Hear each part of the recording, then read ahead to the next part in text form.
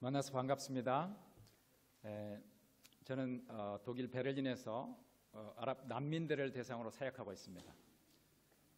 전에 이제 요르단에서 12년 2004년부터 2016년 작년 6월까지 요르단에서 아랍 사람들을 대상으로 사역을 했고요.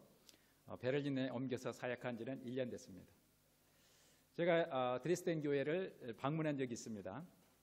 2010년에 라이프치히에서 이슬람 전략회의가 열렸어요. 2010년 4월에. 그래서 이제 그때 정승용 목사님, 늘사랑교회, 대전 늘사랑교회 정승용 목사님이 이 주일 예배 설교자로 오셨을 때 그 일행으로 방문해서 잠깐 그 이전 지금 이 성전 아니고 그 전 성전 들렸던 적이 있습니다. 그때 이제 그 구성전 옛날 그 성전 독일 교회인데 아주 오래된 독일 교회에서 이렇게 천장이 이렇게 높았어요. 그래서 아주 그 찬양대가 그 공명 있는 아주 은혜스러운 찬양을 잊지 못할 그런 찬양을 듣고 그 아름다운 성가대가 또 한국에 가서 공연한다는 얘기도 들었고 소식은 계속 들었습니다. 그리고 이제 금년 6월에 저희 그 파송교회 팀들이 와서 안창근 목사님하고 저하고 이렇게 그들을 안내하면서 평일에 잠깐 들려서 이 예배당을 또 봤습니다. 새로 이제 구입한 예배당을 봤고 또 설명을 들었습니다. 제가 이제 그 이슬람권 선교사기 때문에 여러분에게 이 독일의 이슬람 상황과 또 난민 사역에 대해서 좀 잠깐 소개를 하고자 합니다. 제가 이제 여기로 오게 된 경우도 이제 그거죠. 사실은 2015년 9월달에 그 아일란 크루디라는 그 난민 아이가 이제 그 터키 해변에서 발견됐죠. 그리고 이제 전 세계적인 어떤 그 안타까움이 있었고 또 앙겔라 메르켈이 이제 우리가 시리아 난민을 수용하겠다라고 이제 선언을 하면서 정말 그 국경이 그 생켄 조약에 의해서 이렇게 어느 정도 유럽의 국경이 막아지고 있었던 게 다 무너지고 그냥 그 발칸 반도를 통해서 그 피난민의 행렬이 마치 그 출애굽 출애굽 그 백성들 행렬처럼 막 밀려 쏟아져 들어왔어요. 하루에 2-3천 명씩 쏟아져 들어왔습니다. 그래서 불과 3개월 사이에 89만 명이 들어와 있어요. 처음에는 107만 명 이렇게 발표했는데 나중에 뭐 중복된 숫자가 있어가지고 89만 명이라고 그러는데 사실은 뭐 정식 등록 안 낸 사람들까지 하면은 거의 뭐 100만 명 이상이 쏟아져 들어온 거죠. 일시에. 불과 4-5개월 사이에 그렇게 쏟아져 들어왔어요. 요르단의 난민들이 그 공식 난민이 65만 명입니다. 비공식 66만, 67만인데 그 UN 난민 등록된 통계가 사실 그렇게 그 인원이 저녁마다 막 300명, 400명씩 들어와 가지고 3-4년 돼서 이루어진 숫자거든요. 근데 100만 명이 불과 4-5개월 사이에 이루어진 숫자를 어마어마한 숫자였죠. 그 엄청난 매스컴이 그때 대거 방송을 했었죠. 그 난민들의 행렬.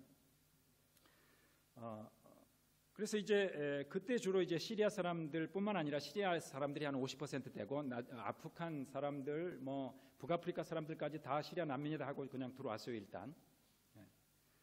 그래서 지금은 이제 이런 사람들을 뭐 난민으로 다 받아들이지는 못해요. 난민이라는 거는 국제법상 난민으로 인정하게 되면 그들은 이 땅에서 살아갈 수 있는 그런 자유와 또 직업을 알선받고 생활비를 보조받고 그리고 가족들이 함께 살 수 있는 그런 모든 난민법상 권한들이 있습니다.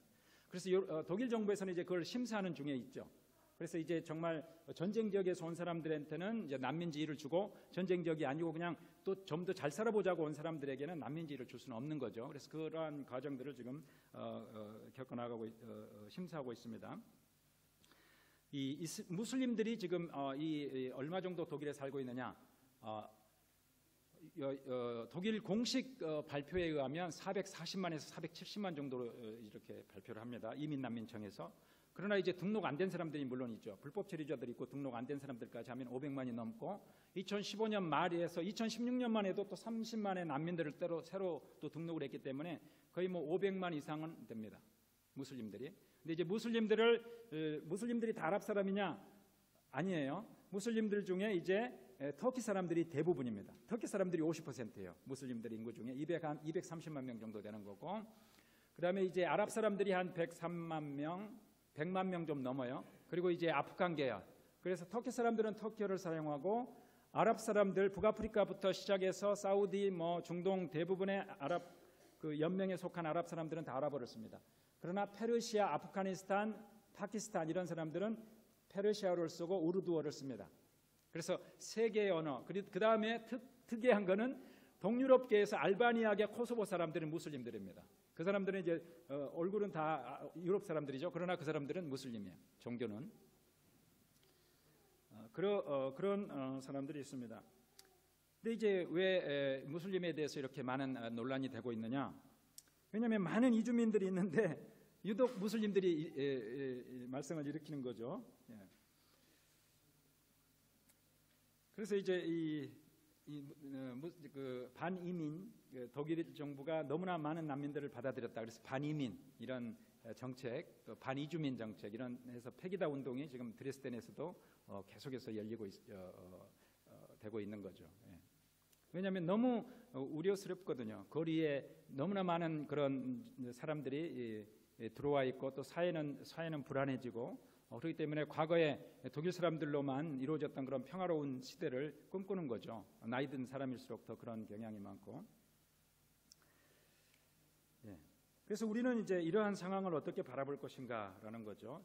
이 잠재적인 테러 세력과 함께 이렇게 살게 되는 이런 상황인데 이것에 대해서 불안하고 불편해할 것인가? 또 무슬림들도 문제가 있지만 또 이것에 대해서 또 극단적으로 이렇게 또 반이민 또 오히려 또 이제 그런 이주민들에 대해서 공격하는 이런 상황에 대해서 또 그것도 조차도 이제 안 좋기 때문에 과연 우리는 이런 상황에서 뭘 할 것인가, 기도할 것인가, 뭐 이런 여러 가지 이제 생각이 있을 것입니다. 그래서 이러한 상황 속에서 하나님께 먼저 물어야 된다라는 거죠. 우리가 하나님, 이러한 상황을 일으키신 분이 하나님이신데 하나님 무엇을 위해서 이러한 상황들을 우리에게 허락하셨습니까? 물으면서 또 그 가운데서 내가 무엇 하기를 원하십니까? 라는 것을 물어야 된다는 것이죠. 일단 이 유럽의 이슬람 상황에 대해서 두 가지 주장이 있습니다. 유라비아라는 거예요. 유럽이 아랍화되고 있다. 유럽이 이슬람화되고 있다라는 것을 경계해야 된다. 이런 주장이 있습니다. 그러나 또 한쪽에서는 그거는 이슬람 포비아를 조성하는 거다. 이슬람은 대부분의 무슬림들은 평화로운 사람들이고 이슬람이 그렇게 문제가 없는데 오히려 우리가 이슬람에 대해서 공포심을 갖고 그 사람들을 이렇게 차별하고 소외시키면 오히려 그것이 오히려 테러의 원인이 된다. 이렇게 해서 이슬람에 대한 공포심을 조장하지 말아라. 이런 주장이 있고 이슬람은 유럽을 먹어 삼킬 것이다. 유럽이 이슬람화될 것이다. 이런 주장이 두 개가 팽팽하게 한국 선교계에서도 그런 주장들이 있고 독일의 기독교계에서도 있고 독일 정부 안에서도 그런 주장들이 있습니다. 이슬람에 대한 입장에 대해서. 그럼 우리가 어떤 입장을 가질 것이냐? 저는 선교사로서 저는 두 가지 입장이 나름대로 다 일리가 있다고 봅니다. 그러나 그것을 우리가 통합해야 됩니다. 지혜롭게. 두 트랙으로 나가야 되는 거예요. 이슬람의 실체에 대해서는 정확하게 우리가 알고 거기에 대해서는 대응을 세우고 그 다음에 무슬림들에 대해서는 우리가 사랑으로 그들을 품어야 되는 것이에요. 그러니까 이슬람의 그 실체, 이슬람이라는 종교와 그 시스템, 종교적 시스템에 대해서 우리가 정확하게 알아야 되고 그 무슬림들, 정말 숱하게 쏟아져 들어와서 우리 주변에 살고 있는 그런 무슬림들, 개개인에 대해서는, 즉 북한 정권 그 실체에 대해서는 우리가 분명히 그들의 그 마음을 알아야 되고 그들의 그 본질을 알아야 되고 실체를 알아야 되고, 그러나 우리 안에 살고 있는 그 탈북민들, 세터민들에 대해서는 우리가 똑같이 북한 정권에 대하듯이 하면 안 되는 거죠. 그들에 대해서는 사랑으로 다가가야 되고 그들이 정착할 수 있도록 도와주고 그들에게 복음을 증가할 수 있는 그런 기회들을 삼아야 된다는 것이죠. 그래서 이제 우리가 어떻게 해야 될 것인가, 이러한 것들을 놓고 오늘 말씀을 통해서 좀 살펴보기를 합니다. 그래서 그 무슬림들이 지금 독일에 이렇게 많이 쏟아져 들어온 것이 과연 독일의 복이 될 것인가 아니면 재앙이 될 것인가, 어떻게 생각을 하세요? 복이 될 것인가, 그들이 복이 될 것인가 아니면 재앙이 될 것인가? 하나님께서 허락하신 일인데 하나님께서 뭘 원하실까요? 하나님께서는 복이 되기를 원하시겠죠. 하나님께서는 너희를 향한 나의 생각은 내가 하나니 재앙이 아니라 곧 평안이요 너희에게 장래와 희망을 주려 하는 것이니라. 하나님께서는 우리에게 재앙이 아니라 복을 주려 하는 것이다 라는 것이죠. 어떻게 복이 되게 할 것인가는 사실은 우리에게 달려 있습니다. 우리에게 달려 있다고 봅니다. 정말 어떻게 하면 복이 되게 할 것인가? 오늘 이제 본문을 통해서 하나씩 살펴보기로 합니다. 본문은 우리가 잘 아는 본문입니다. 여러분이 설교를 많이 들었을 것입니다. 그리고 성경을 암송할 수도 있습니다. 이것은 우리가 잘 알다시피 예수님이 승천하시기 직전에 제자들과 만나서 나눈 대화입니다. 그리고 나서 이제 예수님이 승천하신 모습을 보여줬고 너희가 본 모습 그대로 주님께서 오실 것이다라는 말씀을 받았습니다. 천사로부터. 그러나 그 예수님이 승천하기 직전에 이 제자들과 예수님의 나눈 이 대화, 이거는 바로 예수님께서 제자들에게 주신 마지막 부탁 말씀이겠죠. 3년 동안 제자들을 함께하고 또 예수님의 그 지상 사역을 이루고 이제 예수님이 승천하기 직전에 제자들과 나눈 대화고, 예수님이 그 마지막에 예수님께서 이 부탁 말씀을 남기시고 간 겁니다. 그럼 무엇을 예수님께서 부탁을 하셨을까요? 예수님께서 무엇을 부탁하셨을까요?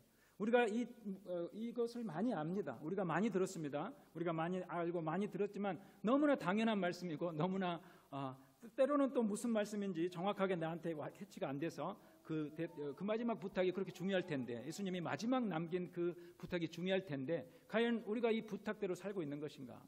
이런 것들을 한번 생각해 봤으면 합니다. 1절과 2절을 한번 보겠습니다. 네. 데오빌로여, 한번 다 같이 읽겠습니다. 데오빌로여, 내가 먼저 쓴 글에는 무릇 예수께서 행하시며 가르치시기를 시작하신부터 그가 택하신 사도들에게 성령으로 명하시고 승천하신 날까지의 일을 기록하였노라. 데오빌로에 내가 먼저 쓴 글이 있다고 그랬어요. 그 글이 무엇입니까? 그 글이 무엇일까요? 예? 예. 예. 이 데오빌로여, 내가 먼저 쓴 글이 있다고 그랬어요. 뭘까요? 우리 대답을 하셨는데, 예? 예, 누가복음이죠. 예. 데오빌로여, 내가 먼저 쓴 글은 바로 누가복음입니다. 이 누가라는 분이 이 누가복음과 사도행전을 썼습니다. 그래서 그 누가복음에는 예수께서 행하시며 가르치시기를 시작하신부터 또 성령으로 명하시고 승천하신 날까지의 일을 기록했다. 누가복음의 시작이 우리 가운데 이루어진 사실에 대해서 처음부터 그 말씀에 목격되고 또 그것이 증인된 자들이, 일꾼된 자들이 그 내력을 기술하려고 붓을 든 사람이 많은데 나도 처음부터 미루어 살핀 나도 데오빌로 각하에게 이 글을 쓴다라고 얘기를 합니다.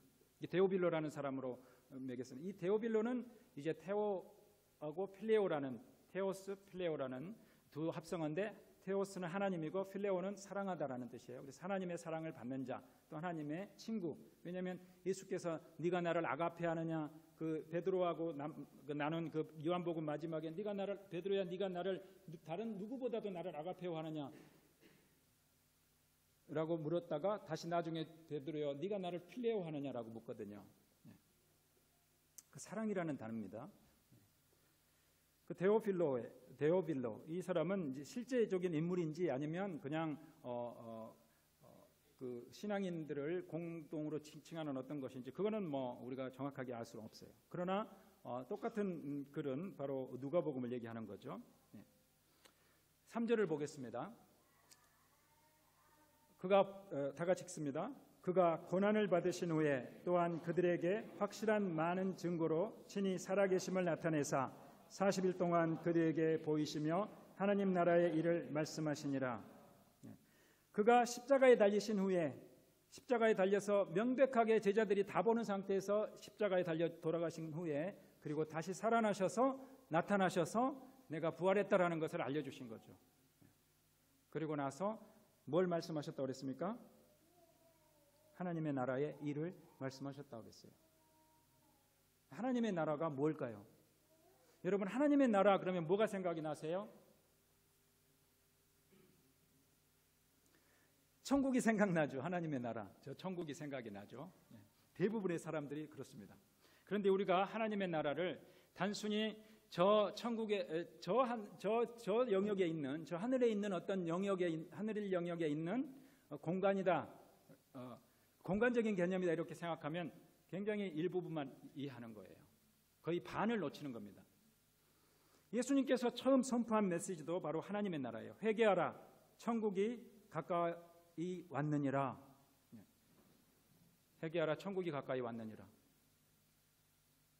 마태복음은 천국이라고 썼고 누가복음은 하나님의 나라 이렇게 얘기를 합니다. 다 똑같은 말이에요. 마태복음은 유대인들에게 썼는데 유대인들은 하나님이라는 명칭 자체를 굉장히 경외스러워해서 하나님 나라를 하늘나라로 바꿔놨어요. 그런데 이 하나님의 나라가 무엇인가? 예수님의 첫 메시지는 회개하라, 하나님 나라가 가까이 왔다, 하늘나라가 가까이 왔다라고 얘기를 했어요. 그리고 또 바리새인들이 하나님의 나라가 어느 때에 임합니까? 라고 물었어요. 누가복음에 보면 예수께서 대답하여 이르시되 하나님의 나라는 볼 수 있게 임하는 것이 아니요 또 여기 있다 저기 있다고도 못하리니 하나님의 나라는 너희 안에 있느니라 라고 얘기를 합니다. 뭐 하나님의 나라는 저 하늘 공간에 있다, 아니면 땅에 있다, 아니면 어디 이스라엘에 있다, 이렇게 할 수 없고 하나님의 나라는 바로 너희 안에 있느니라. 또 예수님이 바알세불의 힘을 빌려서 치유사역을 한다고 그랬을 때 내가 성령의 그 능력으로 한다고 그러면 하나님 나라가 이미 너희 가운데 이루어졌느니라라고 얘기를 해요. 하나님의 나라가 그럼 과연 무엇을 의미할까요?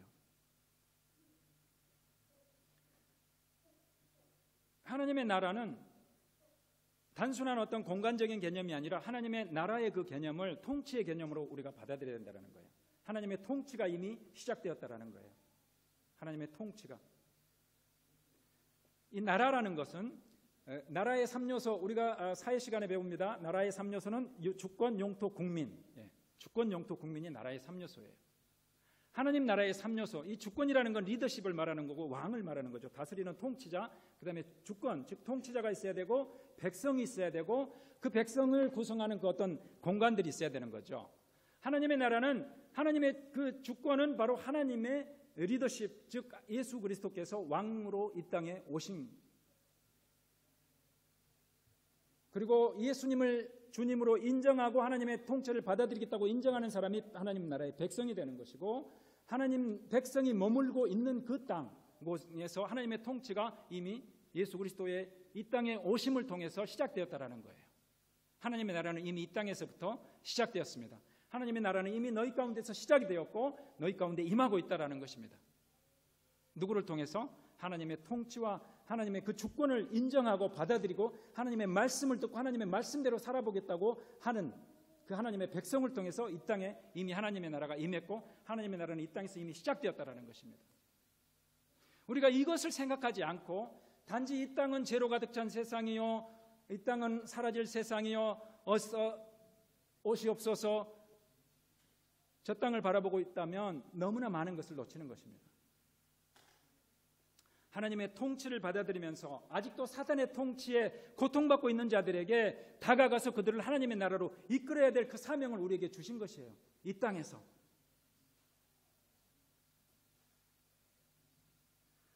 예수님 당시에 그 유대인들이 하나님의 나라에 대한 개념을 잘못해서 많은 것을 놓쳤듯이 예수님 자체 하나님 나라의 왕이 돼서 오신 그 왕의 왕권조차 인정하지 않고 그 왕을 쫓아내고 결국은 죽였듯이 오늘날 우리도 하나님의 나라에 대한 그 오해를 하면, 나라의 개념을 오해하면 우리도 너무나 많은 것을 놓칠 수가 있습니다. 그래서 하나님의 나라는 결국은 완성은 바로 우리의 종말을 통해서 이루어집니다. 개인적인 종말은 우리의 죽음입니다. 우주적인 종말은 예수 그리스도의 재림입니다.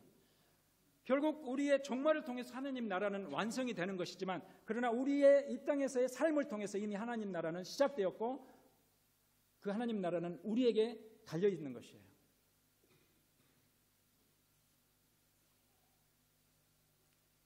4절 5절을 보겠습니다. 다 같이 읽습니다. 사도와 함께 모이사 그들에게 분부하여 이르시되 예루살렘을 떠나지 말고 내게서 들은 바 아버지께서 약속하신 것을 기다리라. 요한은 물로 세례를 베풀었으나 너희는 몇 날이 못되어 성령으로 세례를 받으리라 하셨느니라. 예수님께서 이 땅에 오셔서 정말 많은 일을 하셨지만 예수님께서 하신 가장 핵심적인 일은 딱 두 가지로 나눌 수 있습니다. 그 예수님께서 이 땅에 오셔서 하신 그 두 가지 일을 정확하게 꿰뚫어서 예언한 사람이 바로 세례 요한입니다. 세례 요한은 예수님이 자기에게 다가오는 것을 보고 이튿날 예수께서 자기에게 다가오시는 것을 보고 외쳐 말하기를 보라 세상 죄를 지고 가는 하나님의 어린 양이로다라고 얘기를 해요. 그래서 예수님의 첫 번째 사역은 이 세상 죄를 지고 가는 하나님의 어린 양 사역입니다. 그래서 예수님께서 이 땅에 오셔서 십자가를 지고 결국 예수님이 이 땅에 오신 것은 십자가를 지러 온 일이에요. 많은 병자를 고쳤고 죽은 자를 살렸고 많은 기적을 행하셨지만 예수님의 이 땅에 오신 그 직무의 가장 중요한 것은 결국은 이 세상 죄를 지고 가는 하나님의 어린 양으로 오신 것입니다. 그래서 예수님은 이 세상에 태어난 그 자체가 결국 죽으러 오신 거예요. 이 세상 죄를 짊어지고 죽으러 오신 것입니다. 그것이 예수님의 가장 첫째가는 예수님의 사역이죠. 그리고 두 번째는 또 침례 요한이 그 예수님을 보고 얘기를 합니다. 나는 물로 너희에게 세례를 베풀거니와 나보다 능력이 많으신 이가 오시나니 나는 그의 신발끈을 풀기도 감당하지 못하겠노라. 그는 성령과 불로 너희에게 세례를 베푸실 것이다. 나는 지금 물로 너희에게 세례를 베풀고 있지만 나보다 내 뒤에 오시는 분은 나보다 먼저 되신 자인데 그분은 성령으로 세례를 베푸실 것이다. 예수님의 두 가지 사역은 첫 번째가 십자가를 지고 갈 세상죄를 지고 갈 하나님의 어린 양이다. 두 번째는 그분은 성령으로 세례를 베푸실 분이다 라는 거예요. 근데 예수님께서 성령으로 세례를 베푸신 것은 아직 이루어지진 않았어요. 그러나 예수님께서 이제는 지금 말씀하시는 거예요. 이제 요한은 물로 침례를 베풀었으나 아버지의 약속하신 것을 기다리다 요한은 물로 세례를 베풀었으나 너희는 몇 날이 못되어 성령으로 이제 세례를 받을 것이다.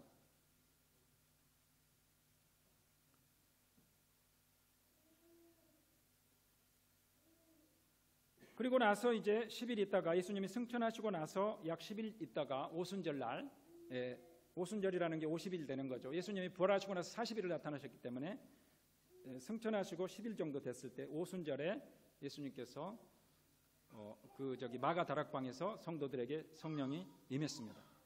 여러분, 성령이 임하신 사건은 정말 인류 역사에서 가장 중요한 사건일 수 있습니다. 예수님께서 오신 첫 번째 사역, 인류의 죄 문제를 해결해 주셨고, 그 다음에 두 번째 사역, 성령을 부어주신 사건은 바로 아담의 그 범죄로 인해서 하나님의 영이 인간을 떠나버린 그 범죄 사건으로 인해서 스스로 하나님 되고자 했어요. 하나님은 이것을 먹지 말아라라는 거예요. 다른 거는 다 먹을 수 있지만 이것을 먹지 말아라고 그랬는데, 그것을 먹는 날에는 반드시 죽을 것이다라고 했는데 사단은 결코 죽지 않을 것이다. 오히려 너희 눈이 밝아져서 너희가 하나님과 같이 될 것이다라고 하는 그 사탄의 유혹에 넘어가서 스스로 하나님 되고자 했고, 하나님의 불순종하고 하나님을 떠나버렸던 그 아담의 범죄로 인해서 하나님의 영이 인간으로부터 떠났습니다. 그러나 예수께서 다시 오셔서 인간의 죄의 문제를 해결해 주시고 이제 성령, 하나님의 영을 다시 우리에게 부어주신 거예요. 그래서 우리는 우리의 죄성을 가진 우리 안에 하나님의 영이 다시 머무게 된 거죠. 예수님은 둘째 아담으로, 마지막 아담으로 오셔서 인간의 죄 문제를 해결해 주시고 다시 하나님과의 관계를 회복시켜 주신 거죠. 그래서 우리는 이중인격자가 된 거예요. 우리의 내적인, 끊임없이 죄의 유혹을 받는 내적인 자아와 하나님의 거룩한 성령이, 하나님의 영이, 하나님이 우리 안에 내주하시는, 우리가 거룩한 성전이 되어 있으면서 이중적인 그런 인격자로 살아가는 겁니다. 그래서 성령이 충만할 때는 정말 거룩한 하나님의 말씀대로 살아가다가 또 성령이 이렇게 점점 소멸되고 하나님에 대한 어떤 그러한 열정이 소멸되면 또 내 육신과 내 자아가 살아나서 또 살게 되는 거죠. 정말 그 성령이 충만했을 때 제자들의 한 행동은 뭐였어요? 정말 자기 것을 자기 것으로 여기지 않고 이 세상 것에 관심이 없는 거예요. 너무나 성령으로, 하늘의 영으로 충만해서, 하늘의 신령한 것으로 충만해서 정말 이 세상 것이 아무런 가치가 없는 것처럼 느껴져서 자기의 모든 것들을 다 가져와서 갖다 놓고 필요한 대로 갖다 쓰세요 이렇게 했던 시절이 있었습니다. 사도행전 2장에 있었어요. 바로 사도행전 2장에 오순절 성령 강림을 맛본 그 사람들이 바로 그런 행동을 바로 2장, 3장, 4장에서 하고 있습니다.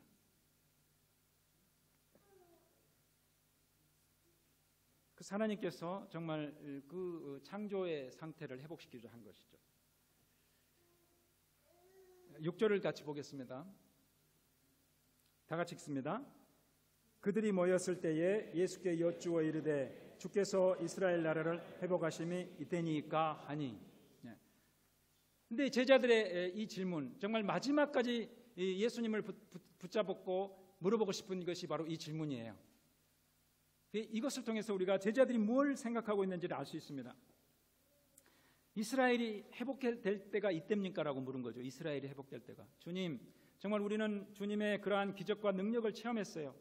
주님이 정말 이제 유대 왕국 다윗의 영광과 그 솔로몬의 왕국의 그런 영광을 다시 회복시키고 로마 제국에서 해방시키고 우리를 정말 하나님의 나라, 누구도 무시 못할 그런 번듯한 하나님의 선민으로서의 하나님의 나라를 세울 그런 메시아로 당신을 추종하고 따랐는데, 정말 너무나 우리의 기대와는 달리 당신은 무력하게 그 이방 그 재판관인 총독인 빌라도의 재판을 받고 사형장에 끌려가서 십자가에 못 박히는 모습을 봤고, 우리 그 기대를 다 무너뜨리고 정말 좌절하고 낙심하고 실망하고 있을 때 당신 또 살아나셔서 우리에게 다가왔습니다.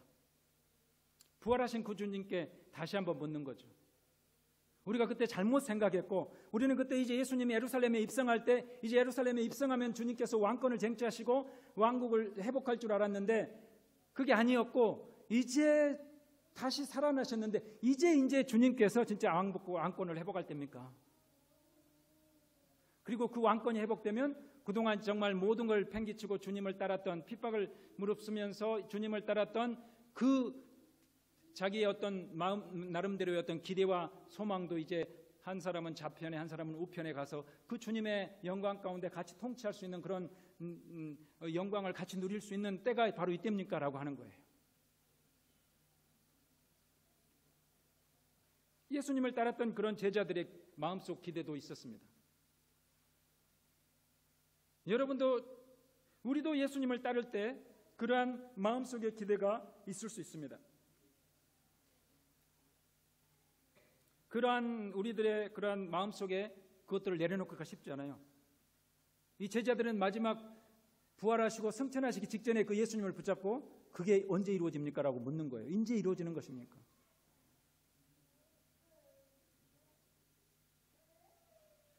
우리도 하나님을 믿는 그러한 목적이, 정말 하나님은 전능하시기 때문에 그 전능하신 하나님을 붙잡고 내가 뭔가 이 세상에서 뭔가를 이루어낼 수 있지 않을까. 하나님을 의지하고 하나님을 믿으면 정말 뭔가를 한번 내가 정말 남보라는 듯이 뭔가를 한번 해낼 수 있을지 않을까. 이런 나름대로의 기도와 소망을 가지고 따를 수 있습니다. 그러나 예수님께서 누구든지 나를 따라오려거든 자기를 부인하고, 누구든지 나를 따라오려거든 자기를 부인하고 자기의 생각과 자기의 계획과 자기의 어떤 그 관점을 내려놓을 수 있어야 된다. 그리고 날마다 십자가를 지고 나를 따를 각오를 해야 된다는 거예요. 십자가를 지라는 것은 뭐예요? 예수님이 죽었던 그런 그 죽음의 형장을 각오하고 따라올 수 있어야 된다는 거예요. 죽을 각오를 하고 따라올 수 있겠느냐라고 하는 거죠. 그래서 예수님을 따른다는 것은 사실은 이 세상의 영광이 아니고 이 세상의 고난을 얘기하는 것입니다.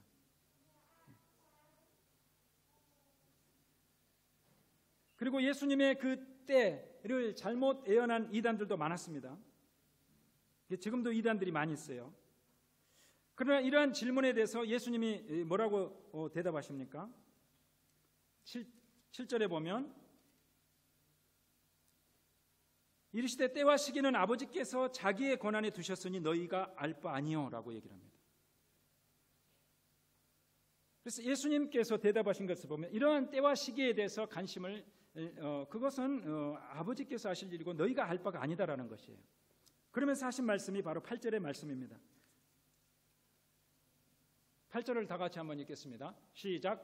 오직 성령이 너희에게 임하시면 너희가 권능을 받고 예루살렘과 온 유대와 사마리아와 땅끝까지 이르러 내 증인이 되리라. 이 말씀하시고 이제 승천하십니다. 이게 마지막 부탁인 거죠.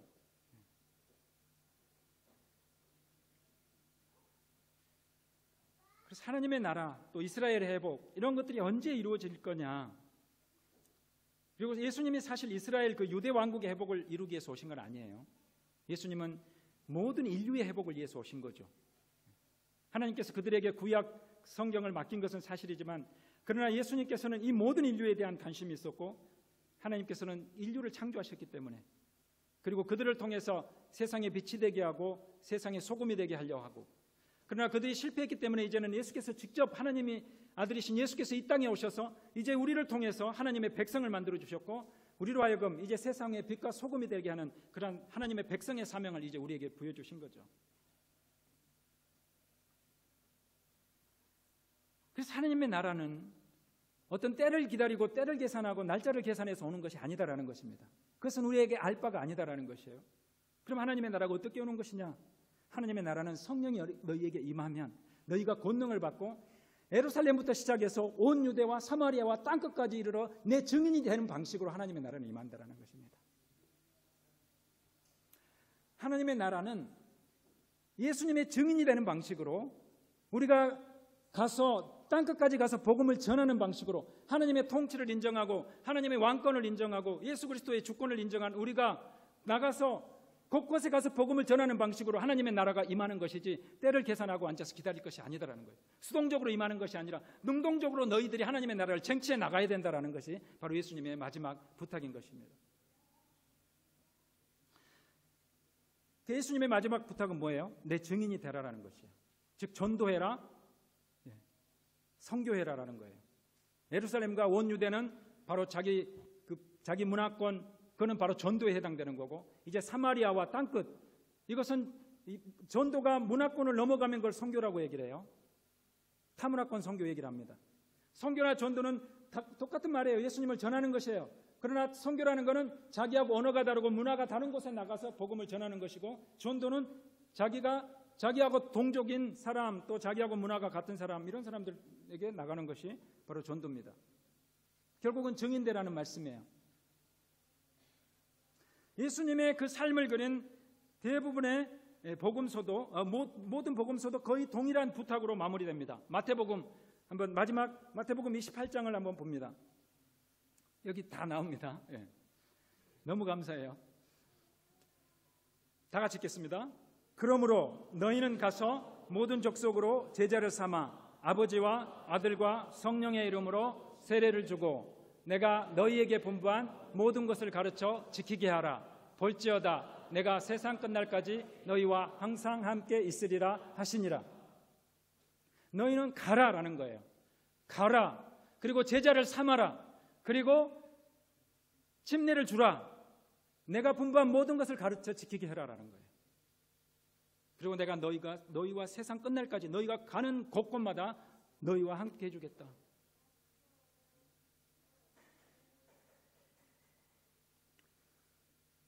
마가복음 16장 15절을 봅니다. 다 같이 읽겠습니다. 또 가라사대 너희는 온 천하에 다니며 만민에게 복음을 전파하라. 온 천하에 다니면서 만민에게 복음을 전파하라는 거예요. 이것이 선교사에게만 해당되는 것이 아닙니다. 이것이 목회자에게만 해당되는 것이 아니에요. 사단이 거짓말하는 게 있대요. 전도는 전도사님이나 목사님이나 선교사가 하는 거다. 그리고 우리는 열심히 신앙생활하고 헌금 잘하고 봉사 잘하면 된다. 이렇게 사단이 거짓말 시켜놓고, 또 목회자에게는 전도는 우리 평신조들이 직장의 현장 속에서 하는 것이다. 나는 목회에 충실하고 열심히 말씀 준비하고 신방하면 된다. 이렇게 거짓말하고 있다는 거예요. 누가복음 24장을 또 보겠습니다. 다 같이 읽습니다.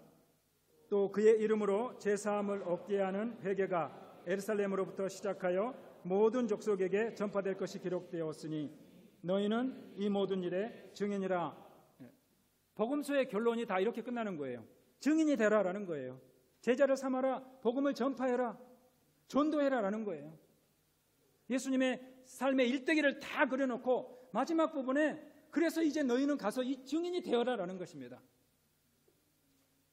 그 복음서의 결론이죠. 그래서 제자들이 이제 어떻게 살았는지 사도행전이 기록하고 있는 거예요. 내가 이제 옛날에 데오빌로 각하에게 예수님의 그 탄생부터 시작해서 승천까지 일을 잘 기록했고, 이제 그 명령을 받은 제자들이 어떻게 나가서 복음을 전했는지를 이제 기록하기 시작하는 것이에요. 그래서 야고보가 이제 가서 헤롯의 칼에 순교를 당하고, 또 스데반 집사가 순교를 당하고, 또 사도 바울이 감옥에 갇히고 풍랑에 파산하고 돌에 맞고, 그러한 상황들을 기록하면서 그 복음을 증거하는 그러한 삶의 현장들을, 그 제자들의 현장들을, 삶을 기록하고 있는 것입니다. 여러분, 그 예수께서 하신 그 마지막 부탁을 얼마나 여러분 삶 속에서 이루어 드리려고 생각하고 살고 있습니까? 여러분, 최근 1년 사이에 여러분이 얼마나 많은 사람들에게 복음을 전해본 적이 있습니까? 몇 명이나 여러분이 정말 믿지 않은 사람을 교회로 인도해 본 적이 있습니까? 예수님은 내 증인이 되어달라, 예수님은 가서 전도해라, 이 마지막 부탁을 남기고 가셨는데, 우리가 너무나 이 말씀을 잘 알고 있지만, 너무나 이 말씀에 대해서 익숙하지만, 암송하지만, 과연 우리가 그 말씀과 그 부탁대로 내 인생의 삶을 살아내고 있는가라는 것을 한번 생각해 보기로 원합니다. 우리는 예배자가 되어야 한다. 정말 중요합니다. 우리는 예배자, 하나님의 궁극적인 창조의 목적은 예배다.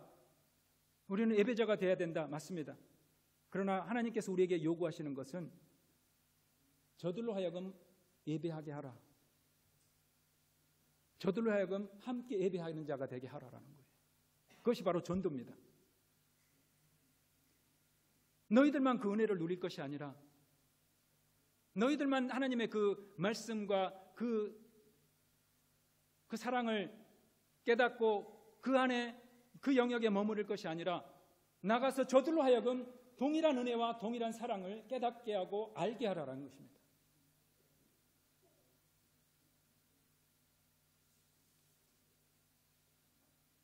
그것이 바로 천국의 모습인 거죠. 천국의 백성과 방언과 수많은 사람들이 찬양하는 모습을 보여줍니다.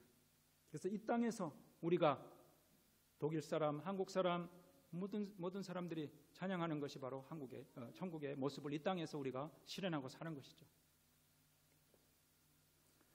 전능하신 하나님은 인간을 구원하실 수 있어요. 그런데 전능하신 하나님께서 이 세상을 구원하는 방식이 무엇일까요? 고린도전서 1장 21절 말씀을 봅니다. 다 같이 읽겠습니다. 하나님의 지혜에 있어서는 이 세상이 자기 지혜로 하나님을 알지 못하므로 하나님께서 전도에 미련한 것으로 믿는 자들을 구원하시기를 기뻐하셨도다. 하나님께서 이 세상을 전능하시기 때문에 정말 하나님께서 가진 수단을 다 써서 이 세상 사람들을 돌이키고 회개하고 하나님을 믿게 할 수 있을 겁니다. 그러면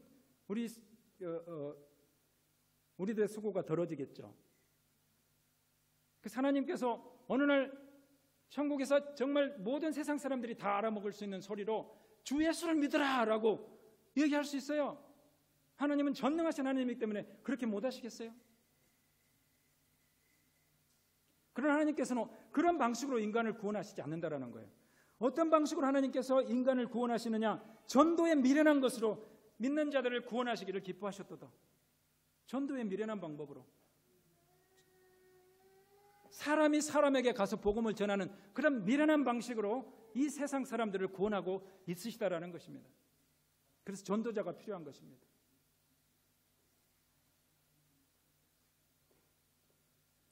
어떻게 하면 우리가 이런 증인의 삶을 살 수 있을 것인가? 이 오늘 그 예수님의 마지막 말씀, 사도행전 1장 8절 말씀,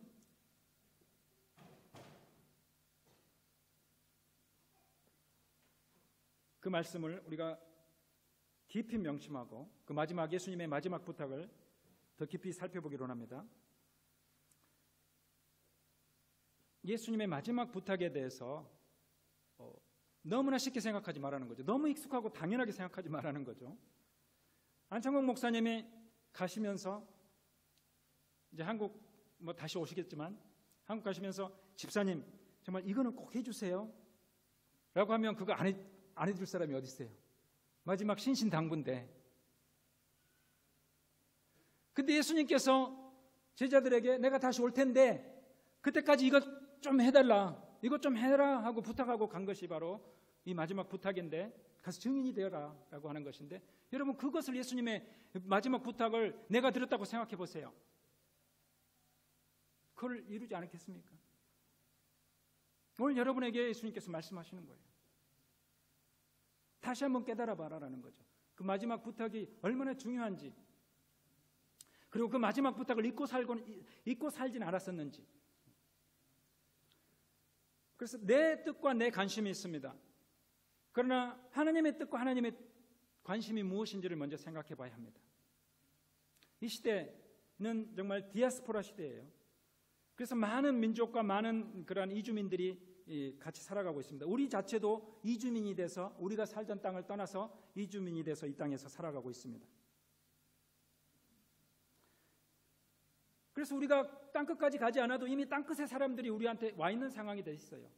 아프리카까지 가지 않아도 아프리카 사람들이 와 있습니다. 중동까지 가지 않아도 중동 사람들이 이제 와 있습니다. 동유럽 사람들이 들어와 있고요. 베트남 사람들, 아시아 사람들이 들어와 있습니다. 이런 시대에 우리를 향한 하나님의 뜻이 무엇일까? 나를 향한 하나님의 뜻이 무엇일까? 왜 내가 지금 독일로 와 있을까? 이런 거를 생각해 보라는 것이죠. 물론 내가 직장을 잡고 뭐 잘 살고 하는 것도 하나님의 뜻이에요. 하나님의 관심입니다. 그런데 하나님께서 내게 직장을 주시고 또 학업을 할 수 있는 그런 기회를 열어주시고 또 어떤 재능을 주시고, 이런 것을 주신 그 하나님이 무엇을 하라고 나한테 그런 걸 주셨을까? 이것들을 한번 생각해 보라는 거죠. 우리 나름대로 또 관심이 있습니다. 공부를 더 해야 되고, 학위를 맞춰야 되고, 또 직장을 구해야 되고, 집을 구해야 되고, 배우자를 구해야 되고, 여러 가지 어떤 우리의 당면 현안들이 있어요. 그리고 그것들을 또 이루려고 우리가 하나님 앞에 막 엎드리고 기도를 합니다. 그래서 하나님께서 응답을 해주시기도 하고, 또 아직은 미루어 주시기도 하고. 그러나 그럴 때 내 관심과 내 기대를 먼저 내려놓고 하나님의 관심과 하나님의 기대를 놓고 내 기대와 내 관심을 거기에 맞춰보라는 것이죠. 너희는 먼저 그의 나라와 그의 의를 구하라. 그리하면 이 모든 것을 너희에게 더하시리라. 마태복음 6장 33절에 있는 그 말씀은 바로 그 전에 무슨 대화가 나오냐 그러면, 너희는 무엇을 먹을까, 무엇을 마실까, 무엇을 입을까 걱정하지 말아라. 하늘 공중에 나는 새들을 보라, 들의 백합화를 보라. 하나님께서 그들을 독창고도 짓지 않고 그들이 길쌈을 하지 않아도 하나님께서 그들을 먹이고 입히시는 걸 보지 않느냐? 너희들은 얼마나 더 귀하냐? 그러므로 너희는 먼저 하나님의 나라와 하나님의 의를 구하라. 너희는 먼저 하나님의 무엇에 관심이 있고 하나님께서 너희들을 향한 뜻이 어디 있는지 그것을 먼저 구해봐라. 그러면 너희에게 이 모든 거, 먹을 거, 입을 거, 마실 거 다 책임져 주실 것 아니냐라는 것이 바로 그 메시지인 것이죠.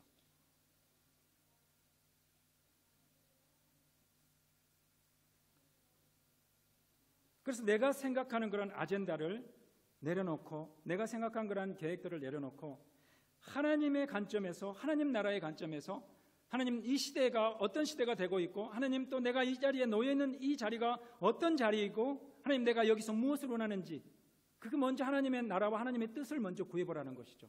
그러면 하나님께서 그 모든 나머지 것들을 채워주신다는 것이죠. 여러분이 마음의 그러한 깊은 소망과 그 마음의 그러한 기대와 여러분의 그것을 하나님께서 모르시겠어요? 아시죠? 그러나 그것보다도 하나님의 뜻을 먼저 구하고 하나님의 그 마음에 불타는 마음과 하나님의 그 불타는 소원을 내가 먼저 생각해서 내가 그걸 먼저 이뤄드릴게요. 내 관심과 내 소원을 내려놓고, 그래서 하나님께서 하나님의 뜻과 하나님의 소원을 먼저 이루어드리는 자에게 하나님께서 우리 개인의 나머지 소원과 그것들을 하나님께서 이루어지지 않으시겠어요? 하나님께서 그걸 못 하시겠어요?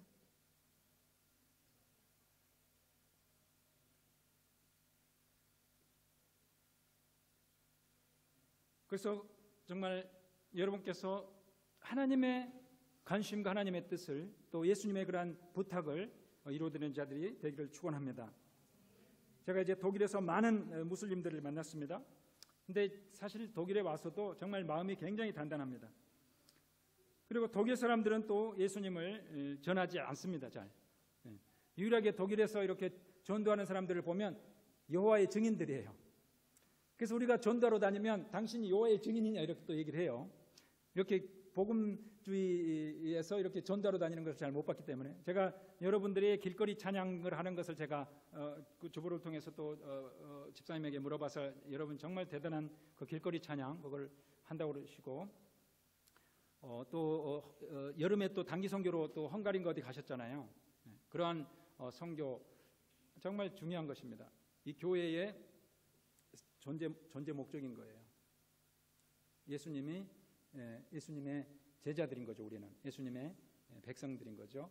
그 예수님의 백성들에게 주신 그 사명을 이루는 것이 바로 교회의 존재 목적이죠.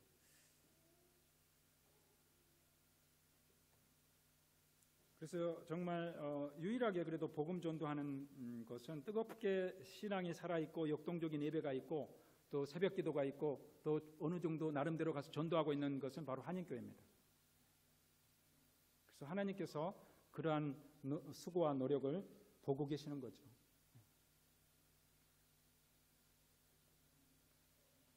그래서 여러분들이 정말 지금 계속 독일 정부에서 뭐 그렇게 전도에 대해서 바람직스럽게 보지 않고 캠프에 그 많은 무슬림들을 모아놓고도 전도의 문을 잘 열어주진 않아요. 이렇게 궁율 사역과 구제 사역의 문은 열어놔요. 그렇지만 정말 복음을 전하려고 하면은 그거를 제재합니다. 또 지금 길거리 찬양하는 것도 계속 법을 바꿔서 막 뭐 등록해 미리 사전에 등록해라 뭐 이렇게 얘기를 한다는데 사실은 그런 것들을 통해서도 우리가 그거를 뚫고 나가야 되는 것이죠. 사단의 왕국, 사단의 통치 영역 속에서 아직도 고통받고 있는 사람들에게 하나님의 통치를 인정하는 우리 하나님의 백성들이 나가줘야 되는 것이죠. 사단은 강렬하게 저항을 할 것입니다. 여러 가지 방법을 통해서 저항을 합니다. 그러나 정치를 통해서 또 어떤 제도를 통해서 또 다른 종교를 통해서 여러 가지 또 세상적인 일로 우리를 막지만 우리는 끊임없이 나가야 되는 것입니다. 그래서 정말 이 많은 이주민들이 와 있는 시대 또 무슬림 난민들이 와 있는 시대에 그들이 정말 재앙이 될지 복이 될지는 우리가 가만히 앉아서 기다린다고 되는 것이 아니라 우리가 능동적으로 나가서 그들에게 복음을 전해야지 그들이 복이 되는 것이죠. 우리가 그냥 놔두면 재앙이 되는 것이죠.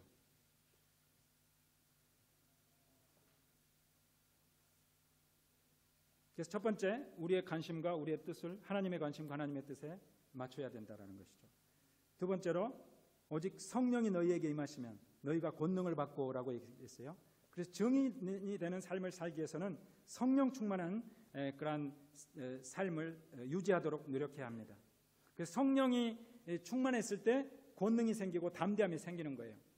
예수님을 잡아 죽인 그 유대 그 예루살렘의 현장에서 제자들은 자기들도 예수님과 한 무리였기 때문에 같은 공범으로 체포되고 죽임당하는 그런 두려움 속에서 있었어요. 숨어 있었습니다.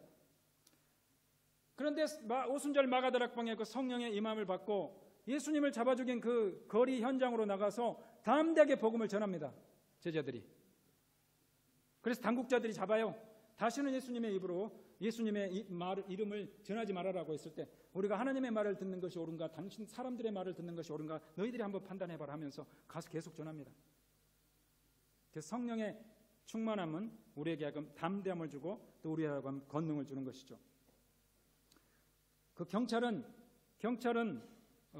권위가 있기 때문에 자기보다 훨씬 힘이 센 조폭도 가서 제압할 수 있습니다. 신분증을 제시할 수 있고 체포할 수 있어요. 그것은 경찰이 뭐 힘이 있어서 그런 것이 아니에요. 그 오소리티가 있어요.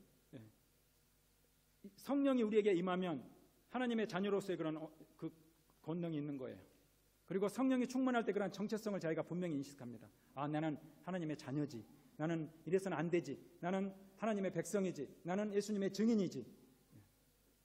그래서 성령의 충만함을 그래서 예수의 이름으로 사단이 쫓겨나고 예수의 이름으로 치료되고 하는 그러한 권능이 임한다라는 것이죠. 그러나 성령의 권능이 반드시 이렇게 사람들이 쓰러지고 뭐 귀신이 쫓겨나고 이런 것만이 권능이 아니에요.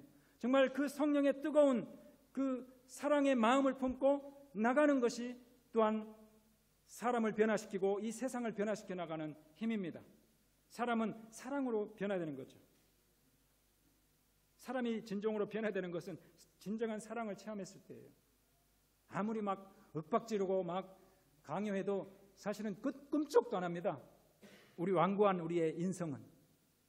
그러나 그 성령의 세밀한 음성이 우리 가운데서 운행하고 우리 가운데서 역사할 때 우리의 마음이 녹아지고 하나님께서 우리를 어루만지기 시작할 때 하나님을 받아들이게 되는 거고 하나님을 인정하게 되는 거고 또 다른 사람에 대한 관심이 생겨나게 되는 것이죠.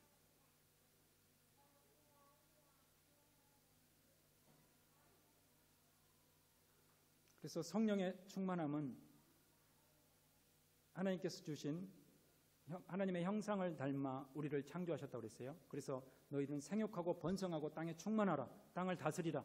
하나님께서 우리 인간을 만들어주고 나서 처음 하신 말은 축복입니다. 생육하고 번성하고 땅에 충만하라, 땅을 다스리라. 하나님을 대리하는, 하나님을 대신하는 대리 통치자가 돼서 하나님이 우리에게 능력과 그러한 권세를 주셨어요. 그래서 그 능력과 권세로 가서 땅을 다스리고 땅을 통치하고 번성하고 생육하는 것이 하나님께서 우리에게 주신, 인간에게 주신 그러한 임무고 명령인데, 바로 그 사단의 유혹으로 넘어가 버렸고 그 통치와 그런 권세는 사단에게 통치를 다 뺏겼고 넘어갔잖아요. 그러나 이제 성령이 우리에게 임하심으로 인해서 우리에게 다시 한번 그러한 하나님께서 우리 최초에 인간에게 주었던 그런 권세와 능력과 영광을 회복시켜 주시겠다라는 거예요. 그래서 이제 그러한 하나님의 자녀라는 정체성, 예수 그리스도의 증인이라는 정체성, 하나님이 나와 함께 하신다라는 그러한 믿음을 가지고 담대하게 나가라는 거예요. 그리고 사단의 통치의 영역으로 깊숙이 들어가서 그들을 구원내라는 것입니다. 예수 이름의 권세를 가지고, 예수 이름의 그런 오소리를 가지고. 세 번째로, 증인이 되려면 하나님을 체험해야 돼요. 증인이 뭐예요? 증인은 사건을 목격하는 사람이 위트니스라고 그러죠. 증인인 것이죠. 그 증인이 되어라는 말은 굉장히 단순한 것 같지만 강력한 말씀입니다. 여러분, 증인은 법정 용어예요. 법정에 많은 그 법정 관계자들이 있습니다. 사건의 당사자들이 있어요. 원고가 있습니다. 이 사건을 고소한 사람을 원고라고 그러고, 피고는 그 고소당한 사람을 피고라고 그러죠. 그 다음에 이제 원고 측에서 함께 이 사건을 다루고 심리하는 사람이 검사예요. 그 다음에 피고 측에서 이 사람에 대한 무죄와 이런 여러 가지 혐의를 다시 해소해주는 사람이 변호사예요. 그리고 이 전체를 보고 판단할 사람이 판사고, 그리고 이제 사건의 목격자가 증인입니다.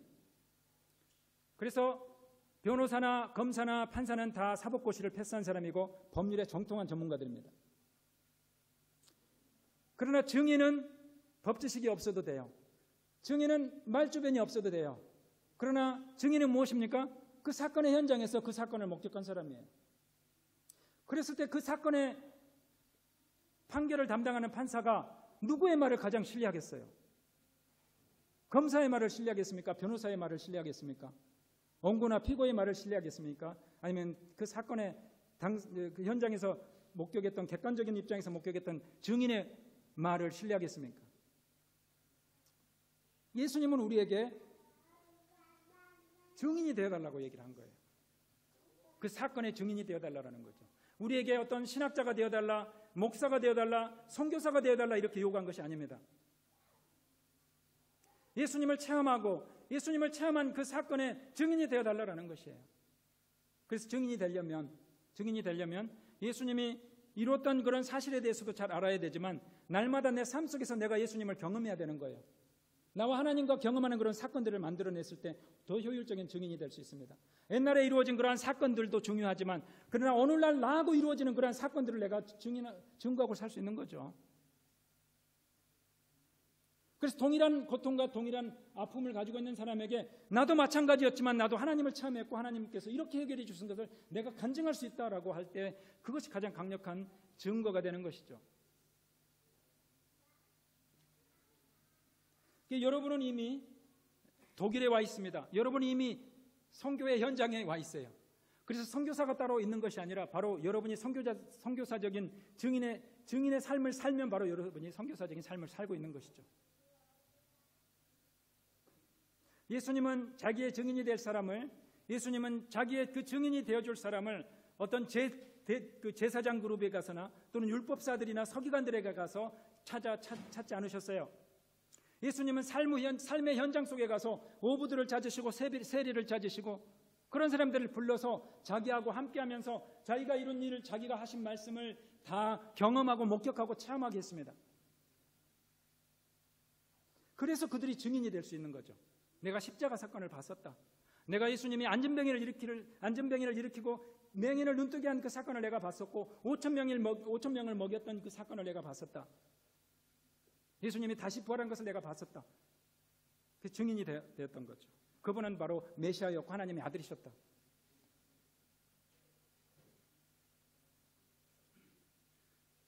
그래서 우리가 증인이 되기 위해서는 우리가 삶 속에서 주님을 체험해야 된다는 거예요. 나도 그랬었다. 그러나 나는 이렇게, 하나님께서 나를 이렇게 회복시켜 주셨다. 주님께서는 오늘도 주님의 증인될 사람을 찾으십니다. 하나님의 말씀에 귀 기울이고 또 그 말씀을 귀담아 듣고 그 말씀에 순종할 수 있는 사람을 주님께서 오늘도 찾으십니다. 이 땅에서의 삶은 우리에게는 지금 굉장히 중요하지만, 그러나 우리는 인간은 단순한 이 땅에서의 존재가 아니라 영원한 존재입니다. 하나님은 영원하신 분이고 하나님의 형상을 따라 지음받은 우리 인간도 영원한 존재입니다. 사실은. 그래서 우리가 인생을 계획할 때 70년 또는 80년 이렇게 잡아가지고 여러분 인생을 계획하지 마세요. 청소년기, 장년기, 노년기 이렇게 인생의 라이프 사이클을 가지고, 물론 그렇게 계획 없이 사는 것보다는 물론 인생의 계획을 그렇게 살고 잡는 것도 굉장히 중요하지만, 그러나 여러분 인간의 존재는 영원한 존재입니다. 영원의 관점에서 자기 인생의 사이클을 정하고 거기에 따라서 자기 인생을 계획해 보세요.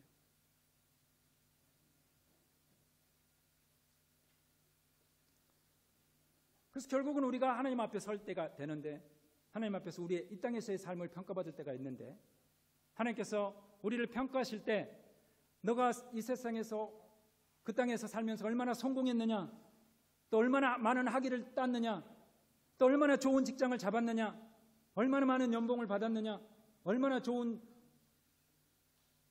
그런 어떤 재능과 이런 것으로 어떤 인기를 얻었느냐, 이것을 하나님께서 평가하시겠어요? 예수님께서 평가하실 것은, 그래 너 얼마나 내 부탁에 대해서 내가 마지막 증인이 되어달라고 했는데 그 부탁에 대해서 얼마나 네가 이루어냈느냐. 그래서 정말 내가 내게 주었던 그런 재능과 내가 주었던 그런 직장과 또는 어떤 그런 물질과 이런 것들을 가지고, 그런 관계들을 가지고 얼마나 내가 마지막 부탁했던 내 증인이 되어달라고 했던 그런 삶을 살아냈느냐, 그것을 우리를 평가하시겠죠.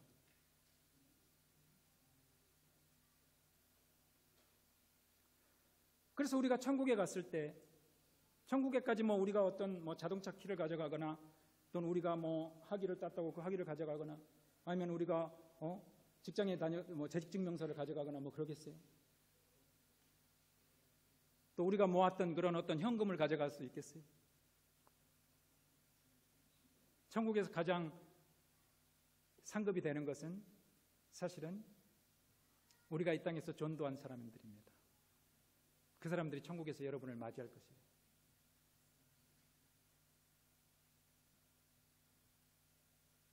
그분들은 영원토록 여러분에게 고마워할 것이에요. 내가 당신 때문에 내가 여기 와 있다고, 내가 당신이 오기를 기다렸다고.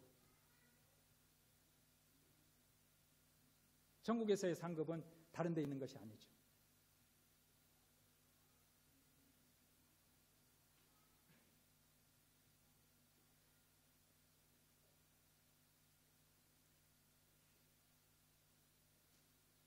그래서 말씀을 요약합니다. 이 시대에 주님이 관심이 무엇이 있는가, 또 나를 향한 하나님의 뜻이 무엇인지, 내 관심과 내 계획을 내려놓고 하나님의 관심과 하나님의 뜻에 맞출 수 있어야 된다. 그리고 두 번째로 성령 충만한 삶을 살아야 된다. 그랬을 때 담대함이 나오고, 그랬을 때 자기 정체성이 분명해지고 주님의 사명에 충실한 삶을 살아낼 수 있다는 거죠. 마지막으로 날마다 삶 속에서 내가 직접 하나님과 함께하는 그런 사건들을 목격하고 체험해야 된다는 것이죠. 그리고 그것을 내 주변의 삶 속에서, 삶의 현장에서 내게 주신 그런 재물과 내게 주신 직장과 내게 주신 학업의 현장들과 내게 주신 어떤 그런 재능들을 가지고 증인이 되는 삶을 살아내야 된다는 것입니다. 그래서 지금은 우리가 어떤 고난이 있고 어떤 어려움이 있습니다. 그리고 또 하나님 앞에 부짖는 그런 간절한 소망이 있습니다. 그러나 그것들도 있지만 그것들을 내려놓고 하나님, 내 현실과 내 한계를 넘어서 정말 나를 이 땅에 두신, 또 이 시대를 향한 하나님의 뜻이 무엇인지를 알고 하나님 먼저 그 하나님의 관심에, 그 하나님의 부탁에 정말 증인이, 내 증인이 돼서 정말 다른 사람, 그 죽어가는 영혼을 주님의 나라로 인도하라는 그러한 주님의 그 마지막 부탁에 대해서 여러분의 삶을 조정하고 그것에 대해서 충실한 삶을 살 때 여러분의 그 모든 소원과 기도의 제목들이 하나님께서 함께 다 이루어 주실 줄 믿습니다. 다 같이 한번 외쳐보겠습니다. 주님, 제가 이 땅에서 주님의 증인이 되기를 원합니다.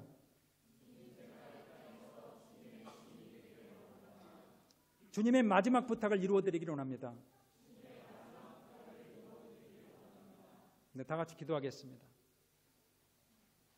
이 시간 기도하시면서 정말 예수님께서 마지막 부탁하신 내 증인이 되어달라는 그 부탁에 대해서 얼마나 정말 충실한 삶을 살았는지 우리 한번 자기 자신을 돌아보면서, 하나님, 제가 이 해가 가기 전에 정말 한 영혼이라도 더 주님께 인도하기를 원합니다. 정말 여러 가지 전도하는 그런 행사들에 내가 다른 것 다 제쳐놓고 전도하는 그 현장에 나아가기를 원합니다. 여러분, 그러한 결단의 그러한 고백들을 하시면 좋겠습니다. 다 같이 기도하겠습니다. 하나님 아버지, 감사합니다. 이 시간 주님께서 소절을 통해서 주님의 말씀이 우리 심령 가운데 깊이 새겨질 수 있게 되겠습니다. 주님께서 오직 성령이 너희에게 임하시며 너희가 권능을 받고 예루살렘과 온 유대와 사마리아와 땅끝까지 이르러 내 증인이 되리라 하신 주님, 우리가 그 주님의 말씀을 얼마나 정말 충실히 이행하는 삶을 살았는지 우리의 삶을 다시 한번 되돌아보기로 합니다.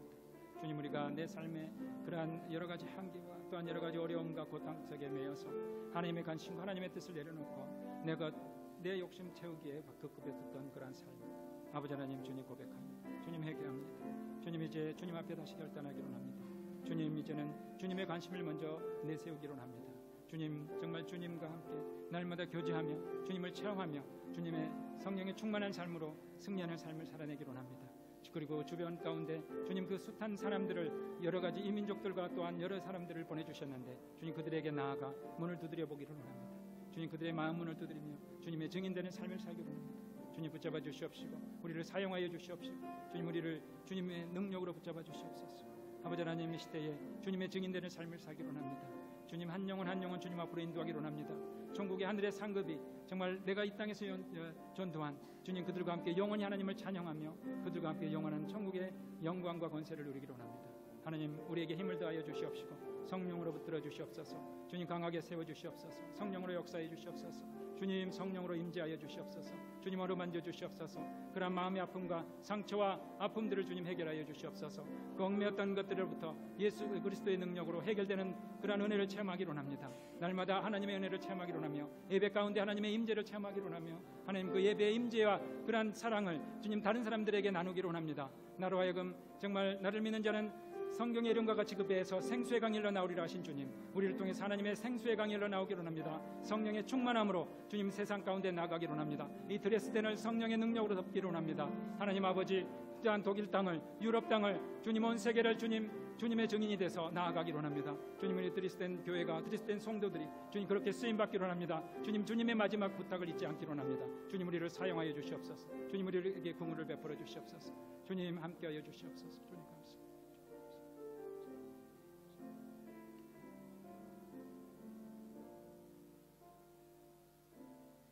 하나님 아버지, 감사합니다. 주님, 우리를 그 많은 죄에서 구원하시고 주님, 우리를 하나님의 자녀 삼아주시고 또 우리에게 주님의 증인이 되어달라는 그런 부탁을, 그런 소명을 우리에게 허락하여 주시니 감사합니다. 주님, 그동안 우리가 그런 소명에 망각하고 또 소홀히 하며 살았더라도 이제 주님께서 마지막 그 부탁하신 그 명령에 이제 순종하는 삶을 살기로 합니다. 내게 있는 여러 가지 그런 어려움과 고난이 있지만 주님 그것들을 내려놓고 먼저 주님의 뜻에 합당한 삶을 살기로 합니다. 주님의 소원을 먼저 이루어드리기로 합니다. 주님, 그럴 때 주님께서 또한 우리와 함께하여 주시고 주님 우리의 모든 문제를 책임져 주실 줄 믿습니다. 하나님 우리를 사용하여 주시옵시고 정말 결단하고 또 순종하는 주님 저희들의 그 모든 것들을 주님 함께하여 주시고 또 그러한 문제들을 해결하여 주시옵소서. 우리 드레스덴 교회를 주님 사용하여 주시고 성도 한 사람 한 사람 주님 그 삶의 현장 가운데 임재하여 주시옵시고 또 가정과 그 직장과 그 사업이 주님의 능력 가운데 쓰임받게 되게 하여 주시옵소서. 복음을 전가하는 대로 쓰임받게 하여 주시옵소서. 하나님 나라가 임하는 곳으로 쓰임받게 하여 주시옵소서. 감사드리며 예수님의 이름으로 기도드리옵나이다. 아멘.